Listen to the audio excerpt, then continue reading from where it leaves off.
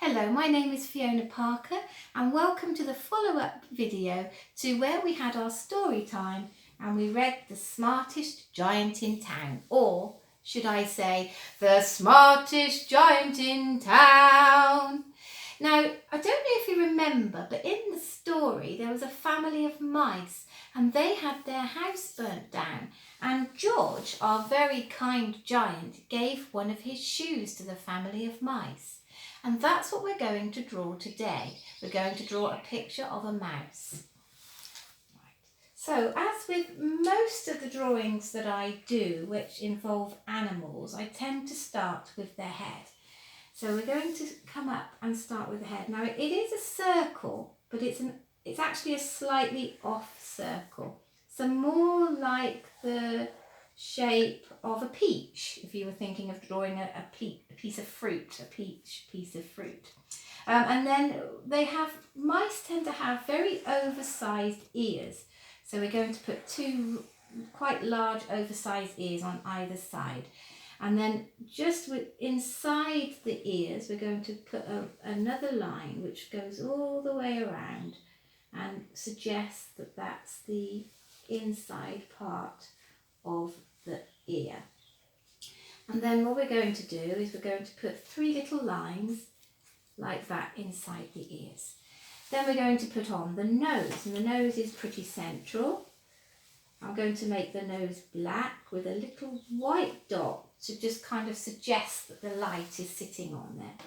And then we're going to do a lovely, happy, smiley face.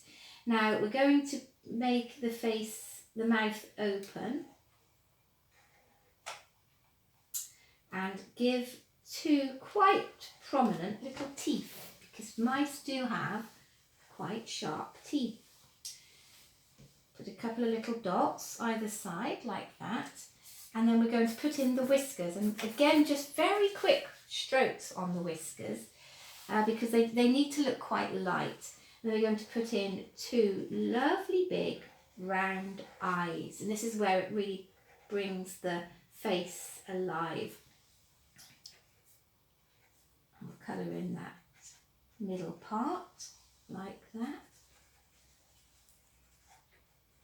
There we are. Okay, I think we're going to add some little eyelashes to our little mouse. So we'll put on some little eyelashes and some little eyebrows, a little bit of expression to the face. Put some there and around like that. Give it some big bulgy cheeks and a little bit of strokes on the face to suggest that there's fur on the face. And again, if we go up to the ears, we can just add some little strokes of black going around the ears, the top of the ears, to suggest the fur that's on the outside of the ears. There we go. Right. Okay, then we're going to move on to the body. Now this can go slightly wrong sometimes, I will confess. So we try and be quick about it, because sometimes if you overthink it, it goes wrong. And then we're going to bring this arm out so that we're going to be actually seeing the underside of this mouse's arm or leg or foot or whichever part of it you want to say. Okay, and then we're going to, from the end of that arm, we're going to bring this round and swoop it like that. So it's a big curl shape. And then what we can do is where this line finishes over on this side, we can follow that line round and bring it round like that. So now we've got, this mouse is looking a little bit skinny. Sometimes, it depends how it goes, sometimes he comes out fatter, but today he's a little bit slim, so perhaps he needs fattening up. Right, and then we're going to put on the other leg like that. And mice have quite long feet, so we're just going to put the feet there, and we need to bring out a foot from there as well, so that's from that leg. And then we'll put on the tail. Now mice have very long thin tails, so we'll just bring that one round. And what is quite good with a mouse's tail is to put some little lines that go all the way up the tail. And this gives the impression that the texture of the tail is different to the main body, because of course the main body of the mouse is quite furry.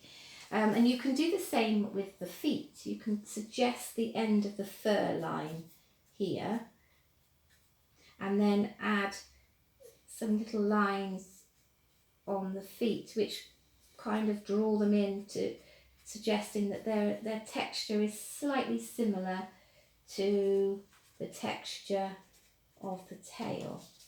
Right, and we're going to add on some little claws on there. Put on some little sharp claws there, and then the underside, the inside of the hand has some little soft pads like that. And then another thing that's quite good is to again just add a very light suggestion of fur and bring it round, so it suggests that the underside of the mouse is a different colour, and when you come to draw it, colour in your picture, you can give it kind of contrasting colours. Right, and just add a few strokes on the mouse to suggest that the mouse is soft and furry, like that. And I think we're not far off finished. It's quite quick actually, this one. There we go. Now we're going to put our little mouse into a setting, as I like to do. So I think what we'll do with this mouse is quite slim and I think he needs fattening up. So I'm going to give him a chunk of cheese sitting next to him, which he can have a good nibble of, like that. And quite often when drawing sort of cartoony type cheese, you put little circles on, and they can be varying sizes, which is just a suggestion that they're a nice cheese, and also that they've perhaps had a bit of nibbling going on. And what we'll do is we'll put some little cheese crumbs down here in the corner, and maybe have a few cheese crumbs flying around up here because our mouse has been eating. There we go. Let's scatter a few more crummy bits on there. We'll just ground our picture so that it looks like it's not just floating in the middle of the page. Same with the mouse. We'll put a little bit of suggestion that the mouse is on a surface, and we'll put some lines like that. There, and there's our little mouse nibbling on his cheese. So have a little go, see how you get on. And oh, I've just noticed one little thing. I'm just going to blacken in the inside of his mouth, and there he is. He's all ready to have a good old feast on his cheese. And I will see you again soon. Take care. Bye bye.